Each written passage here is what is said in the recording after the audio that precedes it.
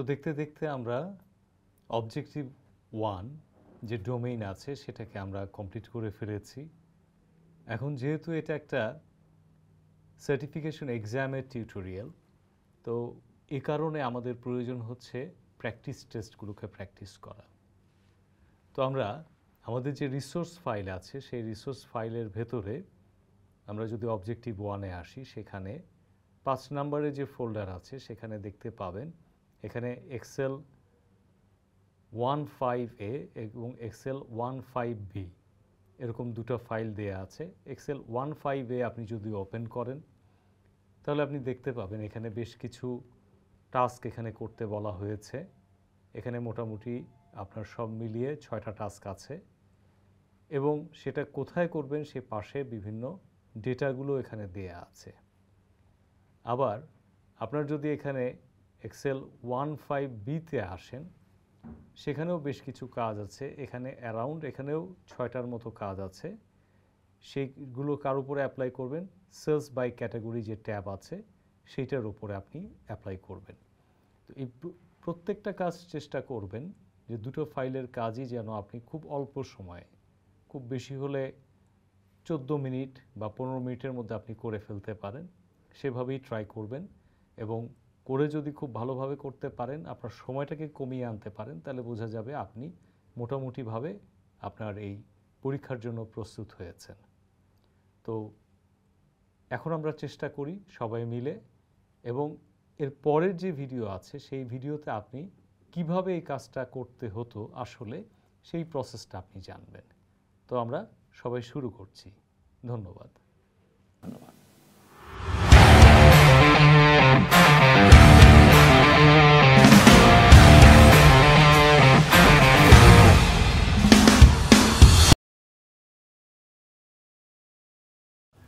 আমরা শুরু করছি মাইক্রোসফট এক্সেল অ্যাসোসিয়েট 2019-এর দ্বিতীয় objective manage data cells and range এটা থেকে।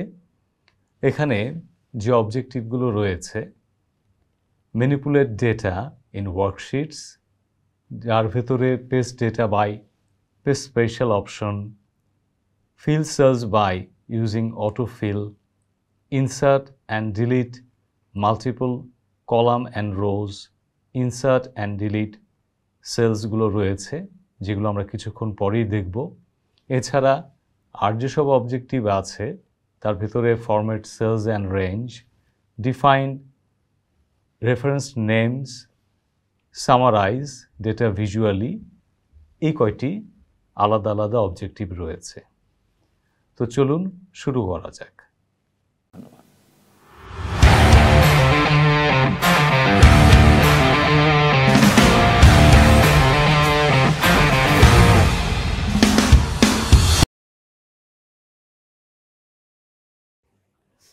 এই টিউটোরিয়ালে আমরা দেখব যে paste data by using paste special options এটাকে কিভাবে ব্যবহার করা যায়।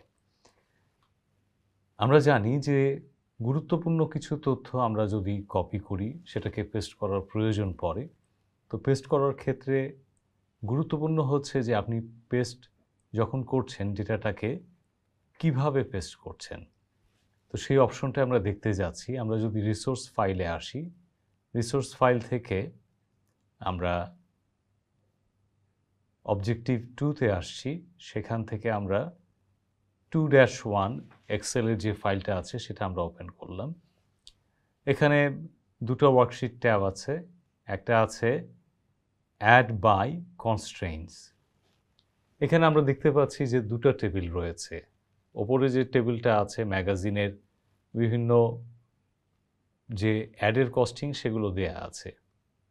আমরা এটাকে কপি করতে চাই, তাহলে এটাকে সিলেক্ট করে আমরা কিবোর্ড থেকে Ctrl+C দিতে পারি, অথবা এখানে আমাদের ক্লিপবোর্ড যে অপশনটা রয়েছে আমাদের হোম ট্যাবের ভেতরে, এখানে আমরা কপি বাটনে ক্লিক করতে পারি। ধরা যাক পাশে এই জায়গাটা আমরা পেস্ট করব। ইউজুয়ালি আমরা পেস্ট বাটনে দিলেই পেস্ট করে ফেলতে পারি, কিন্তু আমরা চাচ্ছি পেস্টটা একটু ডিফারেন্টভাবে হোক। সেক্ষেত্রে কি করা যায়? এই পেস্টের নিচে আমরা একটা অ্যারো দেখতে পাবো। এখানে অ্যারোতে যদি আমরা ক্লিক করি, এখানে আমরা বিভিন্ন রকমের পেস্টের অপশন দেখতে পাচ্ছি। এই অপশনগুলো এক একটা এক এক রকমের, যেমন নর্মালি পেস্ট করা, ফর্মুলাকে পেস্ট করা, তারপর হচ্ছে ফর্মুলা এবং নাম্বার ফরম্যাটিংকে পেস্ট করা, কিপ সোর্স ফরম্যাটিং হিসেবে পেস্ট করা, তারপর নো বর্ডার হিসেবে পেস্ট করা, কিপ সোর্স কলাম উইথ হিসেবে পেস্ট করা, অনেকগুলো অপশন আছে। তো যদি ফর্মুলাকে আমরা পেস্ট করি তাহলে জিনিসটা দাঁড়াবে যে এই ঘরগুলোতে যদি কোনোটাতে নাম্বার থাকে, ডিরেক্ট কনস্ট্যান্ট নাম্বার থাকে, তাহলে সেটাই পেস্ট হবে, আর যেখানে ফর্মুলা আছে সেখানে সেই ফর্মুলাটাই পেস্ট হবে, অন্য কিছু পেস্ট হবে না। এখানে আশেপাশে যে বর্ডার আছে সেটা পেস্ট হবে না, বা কি ফরম্যাটিং দেওয়া আছে সেটাও অনেক অর্থে পেস্ট হয় না। এবং পাশাপাশি যে এখানে কোন কলামের কি পরিমাণ উইথ আছে সেটা পেস্ট হয় না। ফাংশন এবং নাম্বার ফরম্যাটিং, এখানে নাম্বারগুলোর বিভিন্ন রকমের ফরম্যাট দেওয়া থাকে, যেমন কোনোটাতে হয়তো নাম্বার ফরম্যাট দেওয়া আছে, কোনোটাতে কারেন্সি ফরম্যাট দেওয়া আছে, সেই ফরম্যাট অনুযায়ী এখানে পেস্ট হয়। এখানে যদি দেয়া হয় কিপ সোর্স ফরম্যাটিং, তাহলে সোর্সে যেভাবে পেয়েছে, যে অবস্থায় পেয়েছে ঠিক সেভাবে এখানে পেস্ট হবে। তারপরেরটা ছিল যে নো বর্ডার, পেস্ট হবে অ্যাজ ইউজুয়াল পেস্ট হবে, কিন্তু কোনো বর্ডার থাকবে না। আর যদি আমরা দিই এখানে কিপ সোর্স ফরম্যাটিং ওয়াইড, তাহলে সেক্ষেত্রে যে ওয়াইড থাকছে, এই সোর্সের যে ওয়াইড থাকছে সেই ওয়াইড হিসেবে এটা পেস্ট হবে। আর ট্রান্সপোজ করলে একটু ডিফারেন্ট, ট্রান্সপোজ করলে জিনিসটা যেটা হয় যে কলামগুলো রোতে আসে এবং রোগুলো কলামে আসে, এইভাবে পেস্ট হয়। এখান থেকে যদি নিচের যে অপশনগুলো আছে পেস্ট ভ্যালুস, এগুলোকে আমরা যদি ব্যবহার করি তাহলে কোনো প্রকার ফর্মুলা বা ফাংশন যেগুলো এই সেলগুলোতে ব্যবহার আছে এটা পেস্ট হবে না। তারপর values and number formatting, value হিসেবে পেস্ট হবে, অর্থাৎ কোনো ফর্মুলা বা ফাংশন পেস্ট হচ্ছে না, কিন্তু কি হচ্ছে সেটার যে নাম্বার ফরম্যাটিং আছে সেই হিসেবে পেস্ট হবে। এবং থার্ড হচ্ছে value and source formatting, value হিসেবে পেস্ট হচ্ছে এবং সোর্সে যে ফরম্যাটিং আছে সেই হিসেবে পেস্ট হচ্ছে। এছাড়াও আমরা চাইলে শুধু ফরম্যাটিংটাকে পেস্ট করতে পারি, এক্ষেত্রে কোনো ডাটা আসবে না। ওই আগে ডেটার সাথে লিঙ্ক রেখে আমরা পেস্ট করতে পারি। আমরা শুধু পিকচার হিসেবে পেস্ট করতে পারি, সেক্ষেত্রে আমরা কোনো প্রকারের ডেটা এডিট করতে পারবো না। এবং আমরা এখানে লিঙ্ক পিকচার হিসেবে পেস্ট করতে পারি। এবং এগুলোর নিচে আমরা যদি ক্লিক করি এখানে দেখতে পাবো পেস্ট স্পেশাল বলে আরেকটা অপশন আছে, সেখানে যদি ক্লিক দেই আমরা কিছুক্ষণ আগে যা যা দেখেছি এখানে অলমোস্ট সেই জিনিসগুলোই আছে। যেমন আমরা এই জায়গাটায় যদি ফরম্যাট দিতাম, ফর্মুলাস দিতাম তাহলে ফর্মুলাস আসতো, যদি ভ্যালু দিতাম তাহলে ভ্যালু আসতো, ফরম্যাট দিলে ফরম্যাট আসতো, কমেন্ট অ্যান্ড নোটস হিসেবে দিলে কমেন্ট এবং নোট যেগুলো আসতো সেগুলো আসতো, যদি ভ্যালিডেশন দেয়া থাকে তাহলে সেই ভ্যালিডেশনগুলো আসতো, এবং অল ইউজিং সোর্স থেম, সোর্সে যেভাবে ফরম্যাট করা আছে সেই হিসেবে সবগুলো আসতো। অল এক্সেপ্ট বর্ডার্স, তাহলে শুধু বর্ডারটা আসতো। কলাম উইথ দিলে শুধুমাত্র কলামের উইথটা আসতো। ফর্মুলাজ অ্যান্ড নাম্বার দিলে সেই ক্ষেত্রে ফর্মুলা এবং নাম্বার আসতো। ভ্যালুজ অ্যান্ড নাম্বার ফরম্যাট দিলে ভ্যালু এবং নাম্বার ফরম্যাটটা আসতো।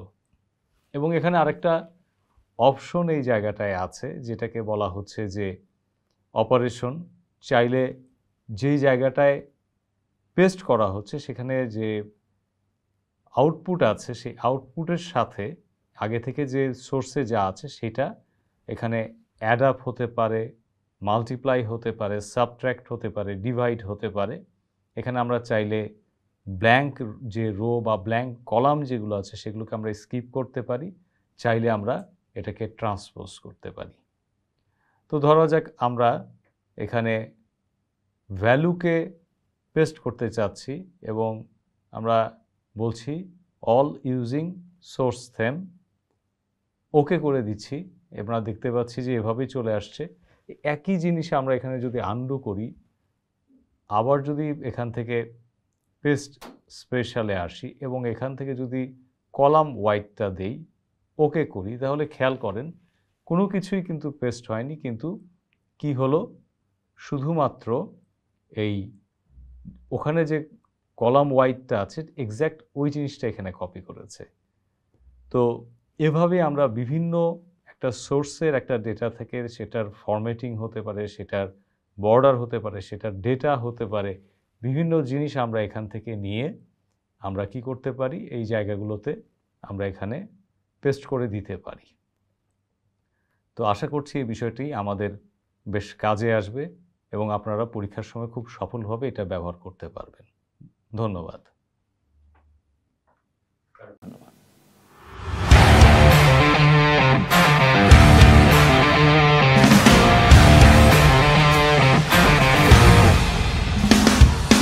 C5 মাইনাস D5, এখানে হচ্ছে C6 মাইনাস D6, এইভাবে রেজাল্ট এখানে চলে আসছে। অর্থাৎ আমরা যখন কপি করেছি, এই অটোফিলের মাধ্যমে যখন কপি করেছি, তখন যেটা আসলে হয়েছে ফর্মুলাটা কপি হয়েছে। এখন আমরা আবার ধরা যাক আগের অবস্থাতেই আছি, এখন যদি এই ডিফারেন্সের এই অটোফিল যে হ্যান্ডটা আছে সেখানে যদি ডাবল ক্লিক করি, তাহলে যেটা দাঁড়াবে অটোমেটিক্যালি যে পর্যন্ত সে ডাটা পাবে ঠিক সেই পর্যন্ত সে অটোমেটিক্যালি এই রেজাল্টটা নামিয়ে দেবে। এটা দেখলাম আমরা অটোফিলের ফার্স্ট অপশন। আমরা সেকেন্ড আসি, যেমন এখানে দেখছি আমরা জানুয়ারি, ফেব্রুয়ারি, মার্চ। তো একটা প্রজেকশন এটা করার প্রয়োজন হতে পারে। প্রজেকশনটা আমরা এভাবে করতে পারি যে সিম্পলি আমরা যদি এই টোটাল ডেটাকে সিলেক্ট করি এবং আমরা যদি ওই একইভাবে অটোফিল্ড হ্যান্ডটা ধরে আমরা যদি আমাদের ডান দিকে ড্র্যাগ করতে থাকি, এটা একটা প্রজেকশন করবে বেসড অন যে ডেটাগুলো আছে তার উপরে বেস করে। যেমন জানুয়ারি থেকে ফেব্রুয়ারি কমেছে, ফেব্রুয়ারি থেকে মার্চ কমেছে, সেটার উপরে বেস করে সে একটা ক্যালকুলেশন করছে। এটা ঠিক হতেও পারে, আবার ঠিক নাও হতে পারে। এছাড়া জিনিসটা আসলে যেভাবে কাজ করে আমরা দেখতে পারি যে ডেট, একটা ডেট হয়তো দেয়া আছে, আমরা একটা ডেট ধরে নিই, ধরা যাক 1/1/2024 এটা আমরা দিয়েছি। এইটাকে এবার আমরা যদি এভাবে টেনে অটোফিল করি, অটোফিল হলো, আমরা দেখতে পাচ্ছি এখানে আসলে প্রথমে ইউএস সিস্টেমে প্রথমে মাসের নাম থাকে, তারপরে দিনের নামটা থাকে, সেই হিসাবে 1, 2, 3, 4 করে এখানে তারিখ অনুযায়ী পরবর্তী তারিখগুলো দেখিয়েছে। একটা তারিখ আমরা লিখেছি। এক্ষেত্রে দেখবেন যে অটোফিল হ্যান্ডের পাশে একটা অটোফিল অপশন আছে, যেখানে আপনি ফিল সিরিজ করা হয়েছে, ফিল ফরম্যাটিং করা হয়েছে। এখানে আরও যেটা আমরা করেছি ফিল ডেইজ, তারপর ফিল উইকডেজ। আমরা যদি উইকডেজ দিতাম তাহলে শুধুমাত্র উইকডেগুলো এসেছে। এখানে আমরা দেখতে পাচ্ছি 5-এর পরে 8 এবং 9, অর্থাৎ যেগুলো দিন কাজ করা হয়, ছুটির দিন তাদের হিসেবে ধরা হয় হচ্ছে শনি এবং রবিবার, এই দুটো উইকেন্ডকে তারা বাদ রেখেছে। ফিল মান্থ যদি দেওয়া হতো তাহলে এখন মাসের নামগুলো পরিবর্তন হচ্ছে, আর যদি আমরা ফিল ইয়ার করতাম তাহলে ইয়ারের নাম এক্ষেত্রে পরিবর্তন হচ্ছে। আমরা যদি মাসের নাম নেই, যেমন ধরা যাক এখানে আমরা যদি লিখি জানুয়ারি, জানুয়ারি লেখার পরে আমরা যদি এটাকে অটোফিল করি, অটোমেটিক্যালি আমাদের অন্য অন্য মাসের নাম চলে আসবে। যদি আমরা একটা ইয়ার লিখি এখানে 2020 এবং 2021 এটা যদি দেয়া হয়, তাহলে এই দুটোকে সিলেক্ট করলাম আমরা। সিলেক্ট করবার পরে যদি আমরা এখন অটোফিল করি, দেখা যাবে গ্র্যাজুয়ালি এটা বেড়েছে। এক্ষেত্রে খেয়াল রাখতে হবে যে আমাদেরকে ডিফারেন্সটা বুঝিয়ে দিতে হবে, ডিফারেন্সটা কিভাবে কাজ হচ্ছে। এছাড়া আমাদের অটোফিল ছাড়াও আমরা রেগুলার যে ফিল করি, সেখানেও অটোফিল বলে একটা অপশন আছে, যে অটোফিলটা আমরা যখন কোনো ডেটা সিলেক্ট থাকবে সেখান থেকেও কিন্তু আমরা অটোফিল করতে পারবো। যখন আমরা সিরিজে যাব, সিরিজে আমরা দেখতে পাবো যে অটোফিল বলে এখানে একটা অপশন দেয়া আছে। এবং সিলেক্টেড ডেটা যখন থাকবে, ধরা যাক এটাকে সিলেক্ট করে আমরা এভাবে রেখেছি, এইবার আমরা ফিলে আসছি, সিরিজে আসছি, এখান থেকে আমরা অটোফিল দিয়ে ওকে যদি করে দিই, সেই হিসেবে অটোফিলের যে ক্যালকুলেশন সেই হিসেবে এটা অটোমেটিক ফিল আপ করে নেবে। আরেকটা ছোট্ট কাজ আমরা করতে পারি, সেটা হচ্ছে যে ধরা যাক 2000, এটার উপরে আমরা একটা ফরম্যাটিং অ্যাপ্লাই করলাম, একটা কালার, একটা ফরম্যাটিং, ধরা যাক কালারটা আমরা ধরা যাক একটা ব্লুইশ একটা কালার এখানে দিচ্ছি। এখন এই ফরম্যাটিংটাকে আমরা অটোফিল করতে পারি। এই প্রসেসটা একটু ডিফারেন্ট, সেটা হচ্ছে যে অটোফিল হ্যান্ডের কাছে এসে আপনাকে মাউসের রাইট বাটনে ক্লিক করে ধরে এটাকে ড্র্যাগ করতে হবে। তারপর যখন আপনি ছেড়ে দেবেন তখন এখানে দেখতে পাবেন বেশ কয়েকটা অপশন আছে। কপি সেলস হতে পারে, ফিল সিরিজ হতে পারে, ফিল ফরম্যাটিং অনলি হতে পারে, আরেকটা হচ্ছে ফিল উইদাউট ফরম্যাটিং হতে পারে। এখান থেকে যদি আমরা ফিল ফরম্যাটিং অনলিটাকে ক্লিক করি তাহলে ওপরের সেলে যে কালারটা ছিল, যে ফরম্যাটিংটা ছিল, সেটাই নিচের সেলগুলোতে অটোমেটিকভাবে অ্যাপ্লাই হয়ে গেছে। তো এভাবে বিভিন্ন ওয়েতে আমরা অটোফিল ব্যবহার করতে পারি এবং আশা করছি এটা আপনাদের বেশ কাজে আসবে। ধন্যবাদ। ধন্যবাদ।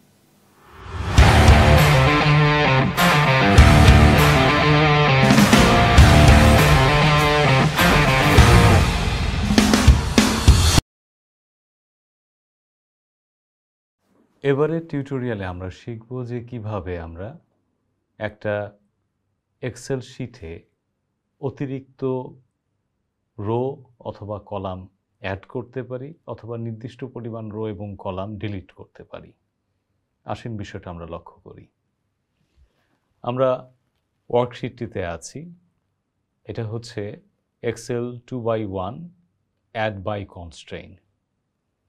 ধরা যাক এখন আমরা চিন্তা করছি যে রিডার্স এবং নাম্বার অফ অ্যাডস, রিডার্স এবং নাম্বার অফ অ্যাডস এটার মাঝখানে একটা নতুন কলাম দরকার।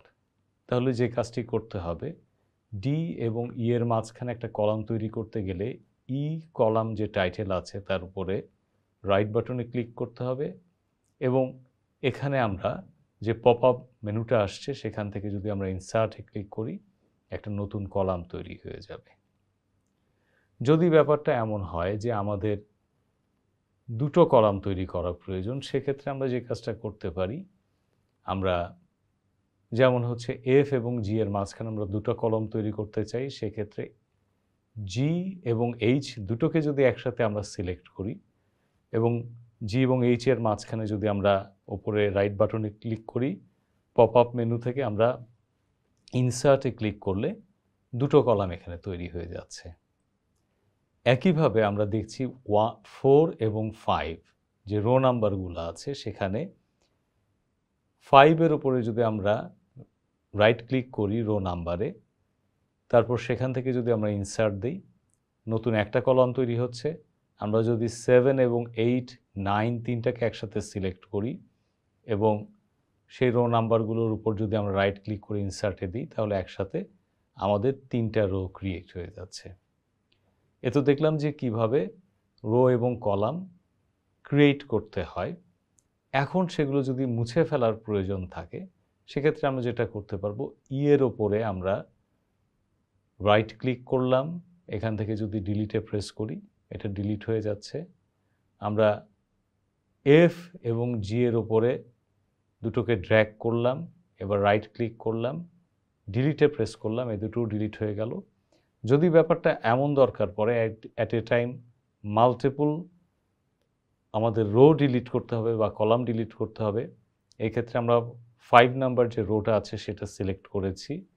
এবার কন্ট্রোলে প্রেস করে, কিবোর্ড থেকে কন্ট্রোলে প্রেস করে 7, 8, 9 তিনটাকে যদি একসাথে সিলেক্ট করি এই আমাদের রো নাম্বারগুলো, এবার যদি রাইট বাটনে ক্লিক করে আমরা যদি ডিলিটে প্রেস করি তাহলে আলাদা আলাদা জায়গায় থাকা রোগুলো খুব ইজিলি ডিলিট হয়ে যাচ্ছে। এই কাজটিকে আরেকটা ভাবে করা যায়, সেটা হচ্ছে আমরা যদি ফরম্যাটের ওপরে দেখছি এখানে ইনসার্ট এবং ডিলিট, আমরা ই কলামে আসছি, ইনসার্টে আসছি, এখান থেকে ইনসার্ট সেল আছে, তারপর ইনসার্ট শিট কলাম আছে। তো আমরা এই ইনসার্ট শিট কলামসে যদি ক্লিক করি একই কাজ হবে। একাধিক কলাম সিলেক্ট করে আমরা যদি এখান থেকে ক্লিক করে ইনসার্ট শিট কলামে দিই একইভাবে একাধিক কলাম তৈরি হবে। একইভাবে আমরা যদি ডিলিটে এসে কি করি, insert sheet sorry delete sheet columns, এখানে যদি ক্লিক করি ডিলিট হয়ে গেল। আবার এখানে এসে ডিলিটে দিলাম, আমরা দেখতে পারি ডিলিটে সরাসরি দেওয়ার পরও যে কলামটা ছিল সেটা অটোমেটিক ডিলিট হয়ে যাচ্ছে।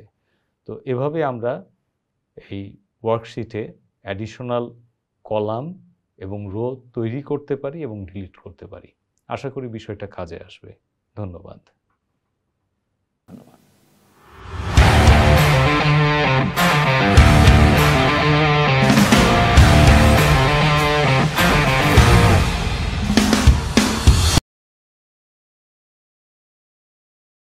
আমাদের ওয়ার্কশিটে এই কলাম এবং রোর পাশাপাশি মাঝে মধ্যে একটা সেল অ্যাড করতে হতে পারে এবং সেটার বিভিন্ন ক্ষেত্রে বিভিন্ন প্রয়োজনও থাকতে পারে।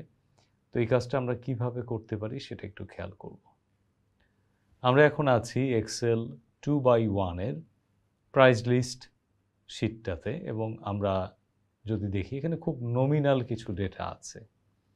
এখানে আছে আইটেম, কোয়ান্টিটি, প্রাইস।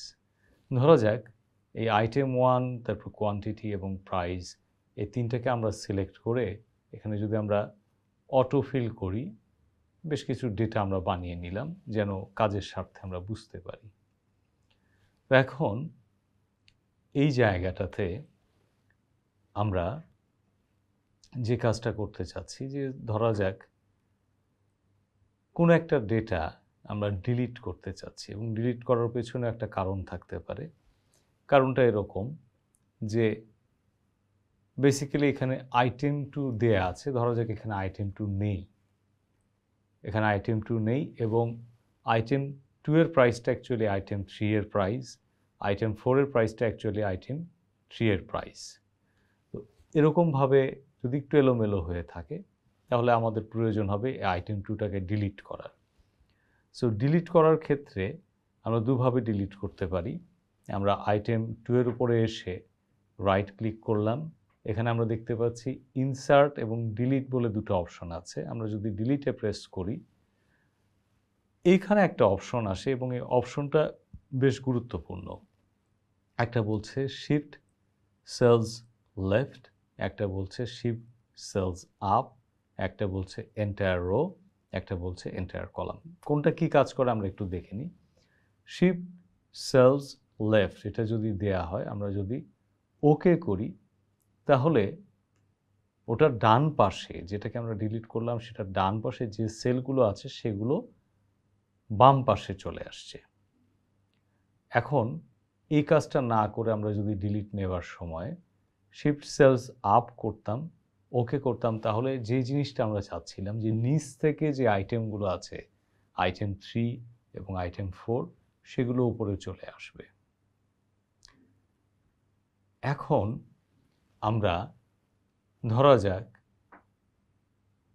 আগের মতো করতে চাচ্ছি, অর্থাৎ আগে যেভাবে ছিল সেই অবস্থায় নিয়ে আসতে চাচ্ছি। এখন এই 3 নাম্বার সেলের উপরে রাইট ক্লিক করে আমরা যদি এবার ডিলিটের পরিবর্তে ইনসার্টে প্রেস করি, এখানে একটা আছে শিফট সেলস রাইট, সেলগুলোকে রাইটে শিফট করা।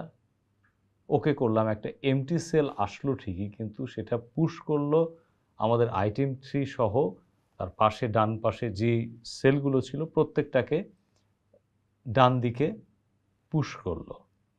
আমরা যদি এটাকে আনডু করি, এইটাকে থেকে আমরা যদি এখন রাইট ক্লিক করে আমরা যদি ইনসার্ট দিতাম এবং বলতাম যে শিফট সেলস ডাউন, সেলগুলোকে নিচের দিকে নিয়ে যাও বা ডাউন করো, ওকে করতাম, তাহলে দেখা যেত ওই সেলটা ওখানে একটা এমটি সেল তৈরি হচ্ছে, একটা নতুন সেল আসছে এবং বাদবাকিগুলো নিচের দিকে তার জায়গাতে যে সেলটা ছিল সেগুলো নিচের দিকে চলে আসছে।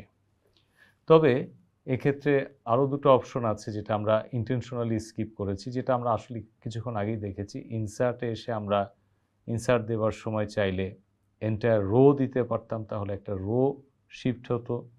আবার আমরা এখানে রো না দিয়ে ইনসার্ট দিয়ে আমরা এন্টায়ার কলাম দিতে পারতাম, তাহলে একটা কলাম শিফট করতো। যদি কখনো প্রয়োজন পড়ে সেক্ষেত্রে আমরা এটা ব্যবহার করতে পারবো। ডিলিটে এসে আমরা এন্টার রো দিলে সেই রোটাই ডিলিট হয়ে যাবে। আবার একইভাবে আমরা যদি এখান থেকে ডিলিটে এসে এন্টার কলামে প্রেস করি, ওকে করি, তাহলে কলামটাই ডিলিট হয়ে যাবে। এখন আসলে আমাদের যাদের যেভাবে যেটা প্রয়োজন সেভাবে আমরা এটা ব্যবহার করে সেখানে অ্যাপ্লাই করতে পারবো। আশা করছি বিষয়টা কাজে আসবে। ধন্যবাদ। ধন্যবাদ।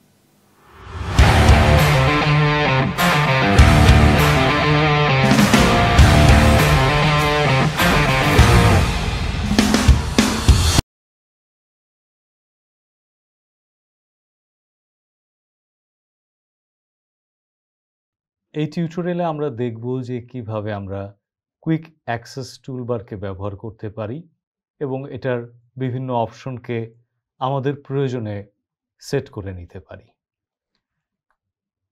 আগে যে ফাইলটাই কাজ করছিলাম সে ফাইলটা হলেও চলবে অথবা অন্য যে কোনো ফাইলেও আমরা কাজ করতে পারবো, বাট এক্সেলটা ওপেন থাকতে হবে।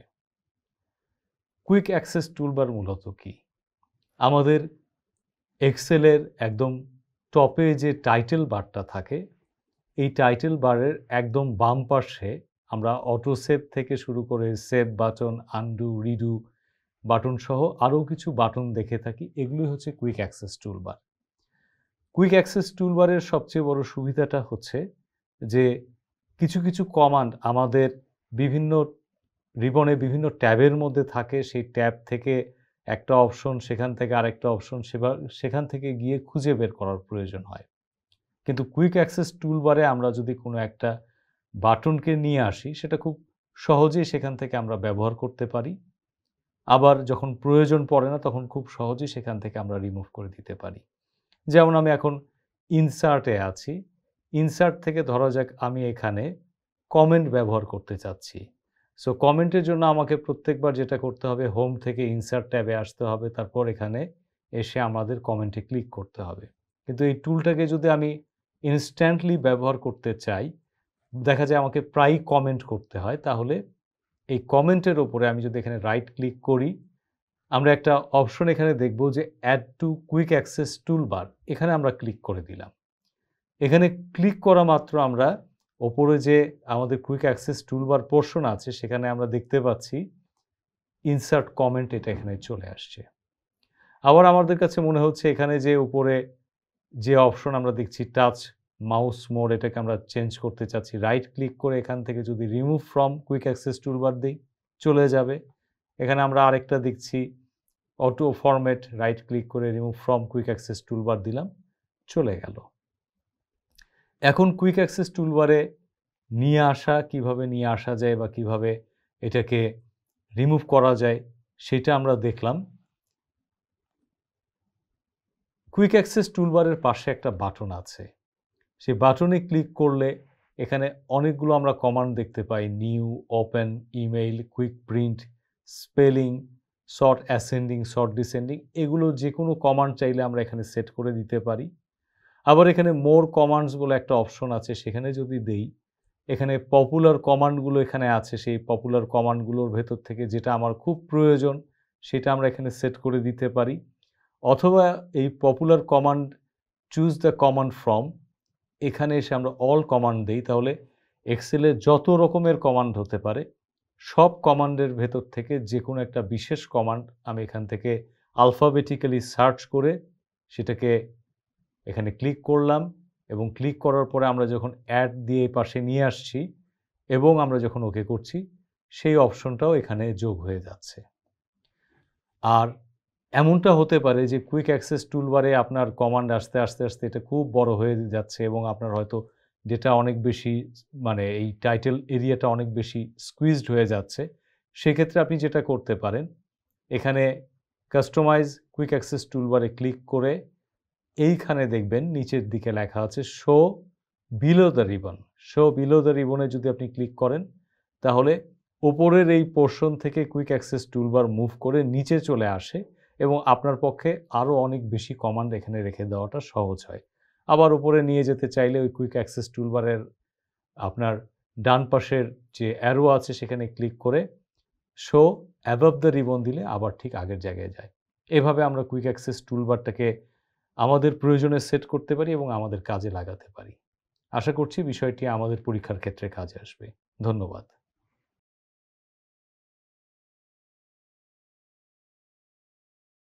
এবারের টিউটোরিয়ালে আমরা দেখব যে মাইক্রোসফট এক্সেলের যে বিভিন্ন ভিউগুলো আছে, সেই ভিউগুলোকে কিভাবে আমরা ব্যবহার করতে পারি, আর পাশাপাশি যে জুম টুলের ব্যবহার সেটা আমরা দেখব।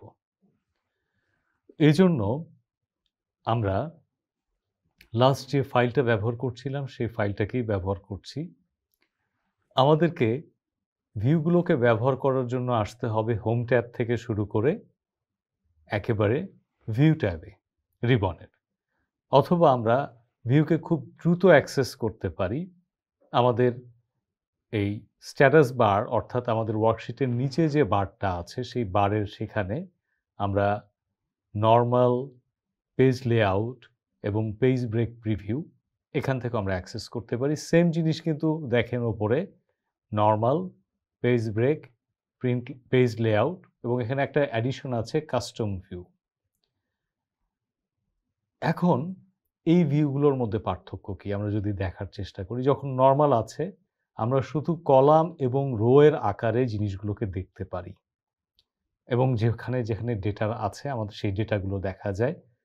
যখন আমরা পেজ ব্রেক প্রিভিউতে যাই তখন কি হয়, কোথায় কোথায় আসলে পেজের ব্রেক হয়েছে সেই হিসেবে, যেমন এখানে আমরা দেখতে পাচ্ছি যে জানুয়ারি হচ্ছে পেজ 1, ফেব্রুয়ারি হচ্ছে পেজ 2।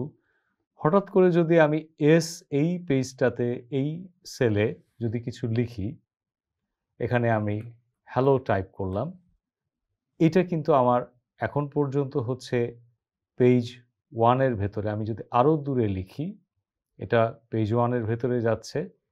এর পেছনে কারণ হলো আমাদের এই জায়গাটাতে আমরা লাস্ট এই যে ফিট কলামস দিয়েছিলাম, এটাকে নো স্কেলিং যদি করে দিই, এবার চলেন, এখন দেখা যাচ্ছে যে পেজ 2 চলে আসছে, নিচে আসছে পেজ 3 এবং পেজ 4।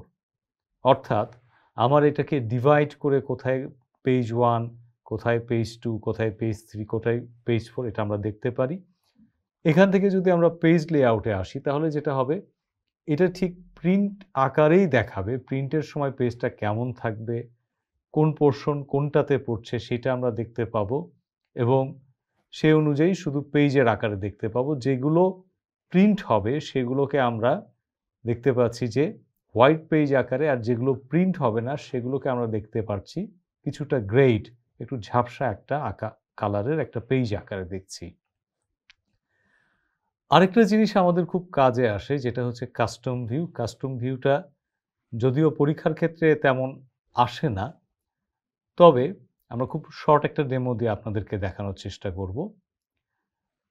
কাস্টম ভিউতে আমরা যখন ক্লিক করি, এখান থেকে যখন একটা ক্রিয়েট করতে চাই, এটা মূলত দুটো জিনিসকে রেকর্ড করে। একটা হচ্ছে প্রিন্টের সেটিংস, কি পেজ সেটিং আছে সেইটা, এবং hidden rose, columns and filter settings এগুলোকে এখান থেকে অ্যাডজাস্ট করে। যেটা আপনি সেভ করছেন, যে অবস্থায় রাখছেন, যেটাকে আপনি ভিউ হিসাবে অ্যাড করবেন সেটা এখানে ভিউ হিসেবে থেকে যাবে।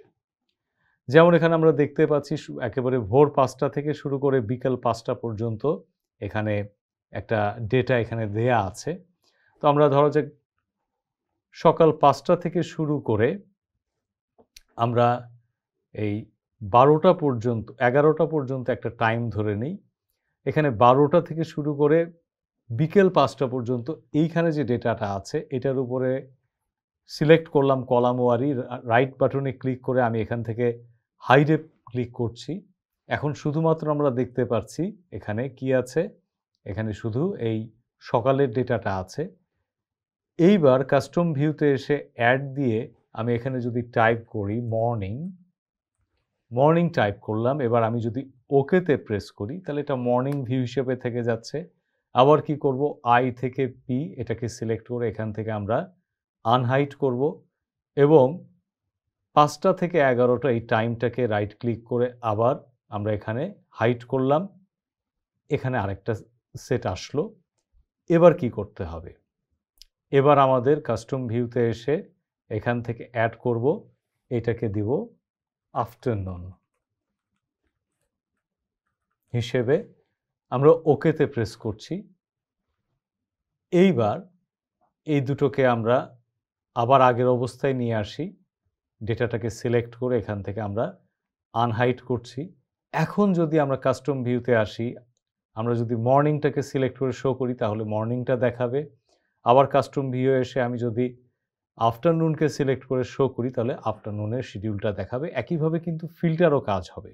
যদি আমরা বিভিন্নভাবে ফিল্টারিং করে থাকি তাহলে এইটা হচ্ছে আমাদের কাস্টম ভিউয়ের কাজ।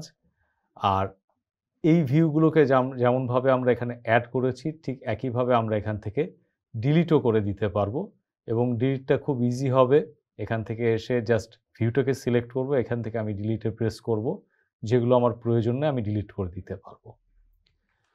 আরেকটা বিষয় হলো যে আপনি ওয়ার্কশিটটাকে কত বড় করে দেখছেন। এখন খুব সহজ হচ্ছে এখানে যে জুম স্লাইডার আছে, জুম স্লাইডার দিয়ে আপনি এটাকে ম্যাগনিফাই করে জুম আউট করতে পারেন, খুব ছোট হয়ে যাবে। আবার এটাকে ডান দিকে যখন স্লাইডারটাকে নিচ্ছেন তখন এটা জুম ইন হতে হতে বড় হবে। এটাকে কনফিউজড হওয়ার কিছু নাই যে এটার জন্য বোধহয় প্রিন্টের সাইজটা বড় হবে, তা না। প্রিন্টের সাইজটা কিন্তু নির্ভর করে আপনার প্রিন্টের যে সেটিংস, পেজের যে সেটিংস সেগুলোর ওপরে। আর এটা হচ্ছে আপনার দেখার, আপনি দেখার ক্ষেত্রে বিষয়টাকে কিভাবে দেখছেন।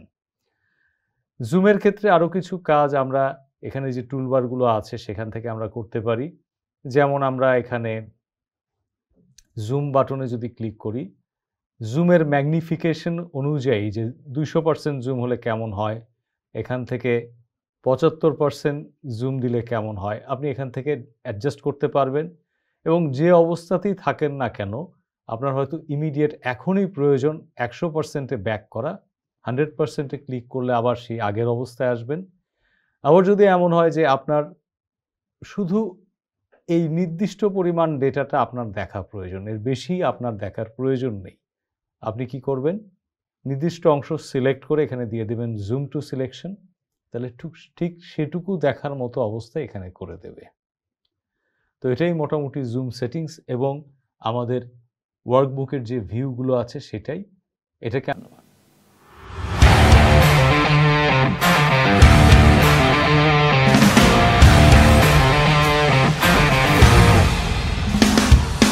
আমরা আমাদের কাজে লাগাতে পারবো এবং পরীক্ষার সময় আশা করছি এটা আমাদের বেশ কাজে আসবে। ধন্যবাদ।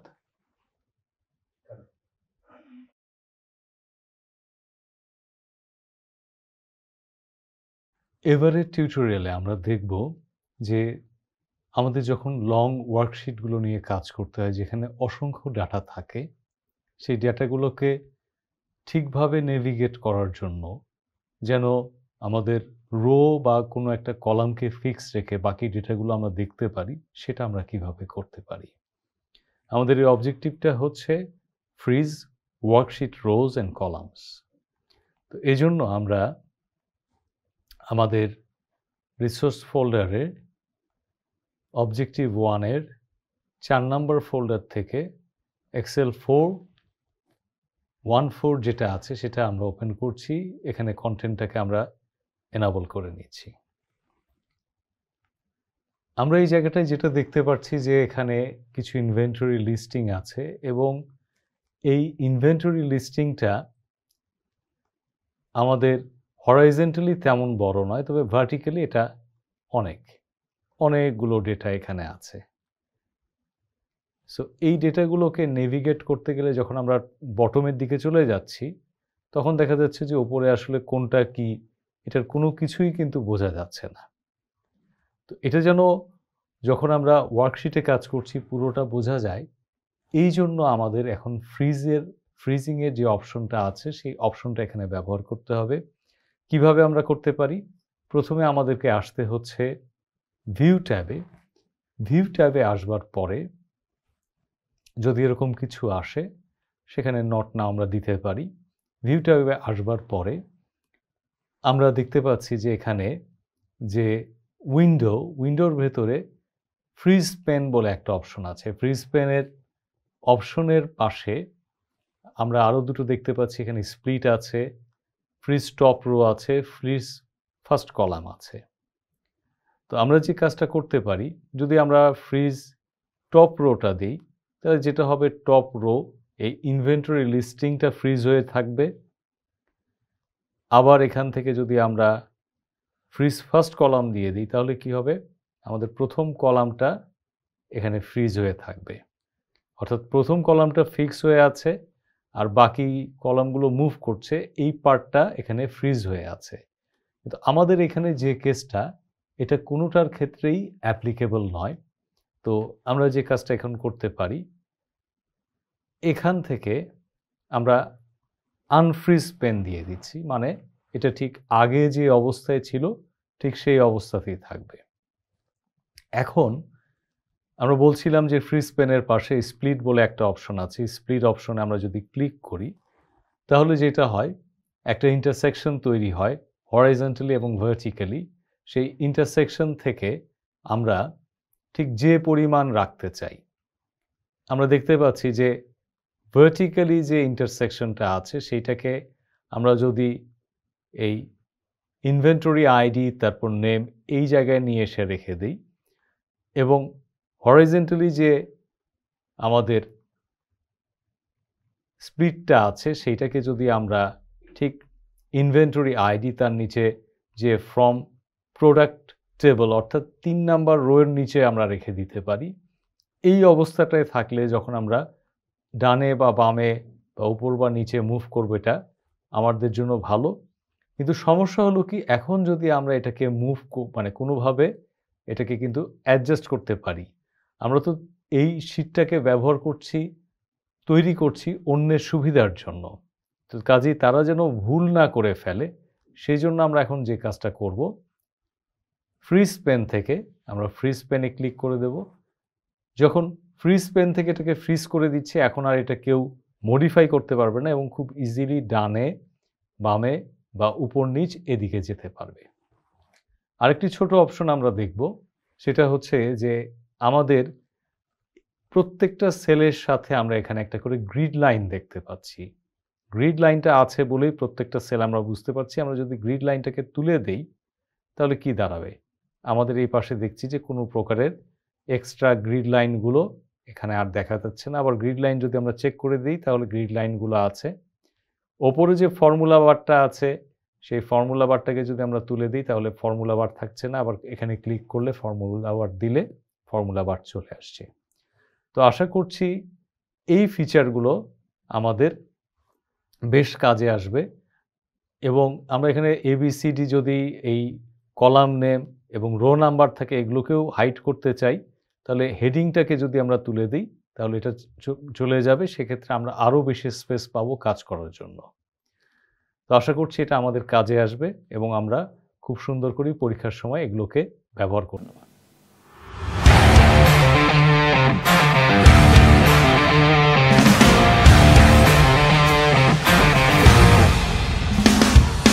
করতে পারবো। ধন্যবাদ।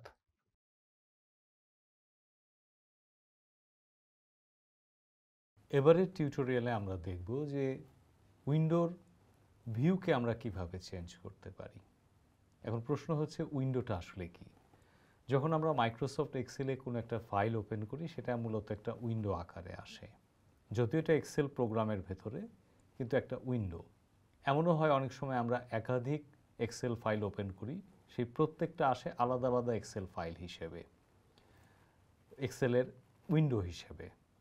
তো সেক্ষেত্রে আমরা আবার এটাও অপশন আছে যে একই ফাইলকে আমরা ভিন্ন ভিন্ন উইন্ডোতে ওপেন করতে পারি এবং সেগুলোকে প্রয়োজনে আমরা সাজিয়ে রাখতে পারি। তো এই কাজটি করার জন্য আমরা এখানে একটা ফাইল ওপেন করেছি এক্সেল 1.4।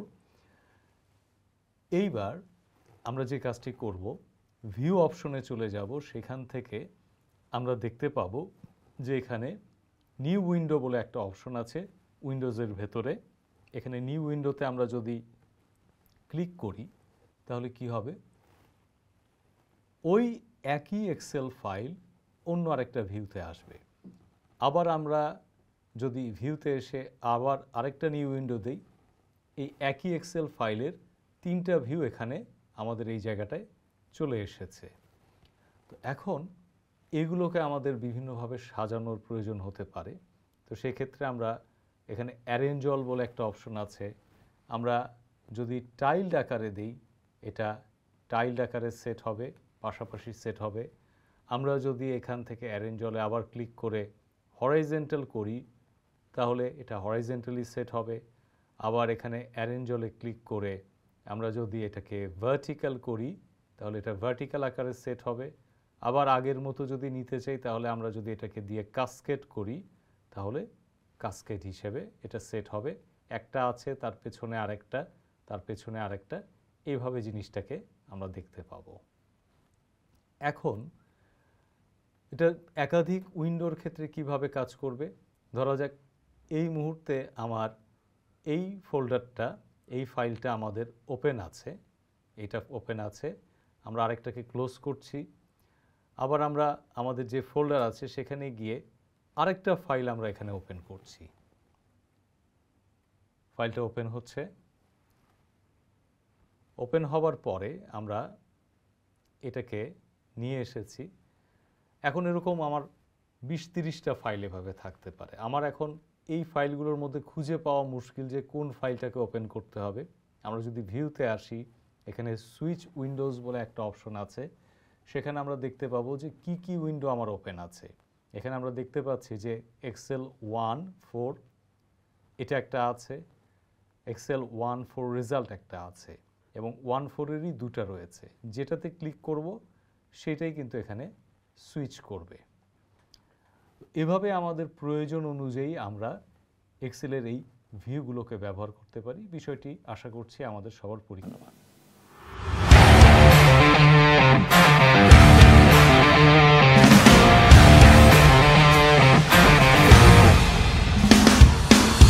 কাজে আসবে।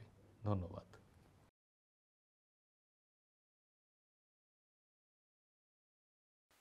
এই টিউটোরিয়ালে আমরা দেখব যে এক্সেলের বেসিক কিছু প্রপার্টিকে চেঞ্জ করা। আসলে এক্সেলের একটা ফাইলে অনেক রকমের কন্টেন্ট থাকে এবং সেটা হয়তো বিশেষ সময়ে বিশেষ একটা পারপাজে তৈরি করা হয়। সেই প্রজেক্টের হয়তো একটা নাম থাকতে পারে, যিনি তৈরি করছেন তার ব্যাপারে ইনফরমেশন প্রয়োজন হতে পারে, এটাকে আমরা পরবর্তীতে হয়তো সার্চ করতে পারি। সেই ইনফরমেশনগুলো মেটাডেটা হিসেবে রাখার প্রয়োজন হতে পারে। এক্সেলের প্রপার্টিজ বলে একটা অপশন আছে, সেই অপশনে গিয়ে আমরা সেই ইনফরমেশনগুলোকে রাখার চেষ্টা করব এবং সেই ইনফরমেশনগুলোকে রাখার জন্য যে সিস্টেমটা ব্যবহার করা হয় সেটা আমরা দেখব এবং মডিফাই করব। তো আসেন আমরা শুরু করি। এই ক্ষেত্রে আমরা এক্সেলের আমাদের রিসোর্স ফোল্ডারে যেটা আছে যে এক্সেল 1.4 এই ফাইলটাকে আমরা অ্যাক্সেস করছি। এবার আমি ফাইল ট্যাবে ক্লিক করছি, এখান থেকে আসছি ইনফোতে। আমরা ইনফোতে খেয়াল করে দেখতে পাচ্ছি যে এখানে ডান পাশে সাইজ, টাইটেল, ট্যাগ, ক্যাটাগরিজ, ওপরে লেখা আছে প্রপার্টিজ। সো সাইজ হচ্ছে এমন একটা প্রপার্টি, এটা এখানে চেঞ্জ করার কিছু নাই। প্রপার্টি অর্থ কিন্তু মূলত বৈশিষ্ট্য, যে এই ফাইলটা কত সাইজের, যত বেশি তথ্য রাখা হবে তত বেশি সাইজের হবে। টাইটেল, এটার কি টাইটেল, এটা আমরা যদি এখানে খেয়াল করে আসি ইনভেন্টরি লিস্টিং লেখা আছে, তো আমরা সেই হিসাবে যেহেতু রাখতে চাচ্ছি ইনফোতে এসে টাইটেলে এখানে আমরা ইনভেন্টরি লিস্টিং হিসেবে আমরা এখানে সেভ করে ক্লিক করে রাখছি।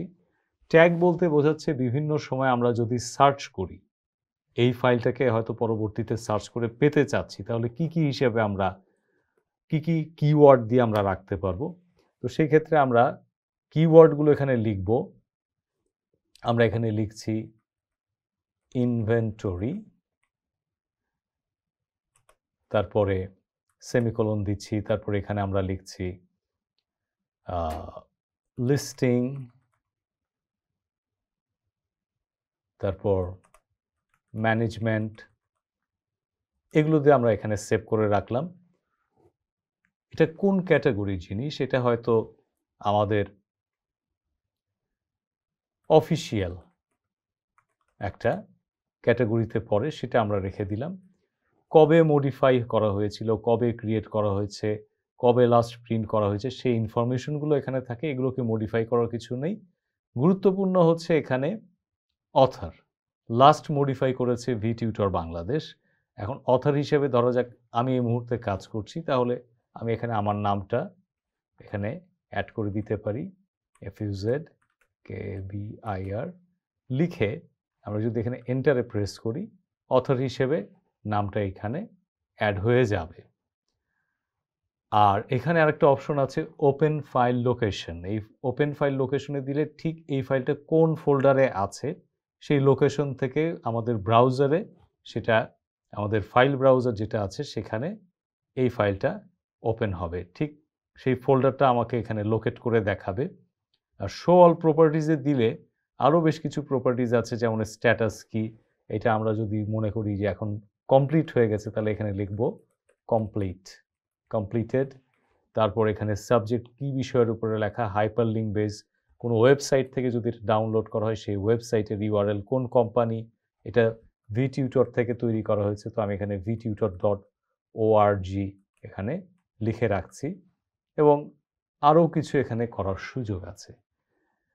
এটার আপাত হয়তো ওভাবে বেনিফিটটা দেখা যায় না যে প্রপার্টি রেখে কী লাভ, কিন্তু যখন আপনার অনেকগুলো ফাইল জমা হয়ে যাবে এবং সেই ফাইলগুলো নিয়ে কাজ করতে গিয়ে আপনি ঝামেলার মধ্যে পড়বেন, তখন দেখবেন এই শুধু প্রপার্টিটাকে মেইনটেইন করার জন্য আপনার ফাইল ম্যানেজমেন্টটা অনেক বেশি সহজ হয়ে গিয়েছে। তো আশা করছি এই টিপটি আপনাদের কাজে লাগবে।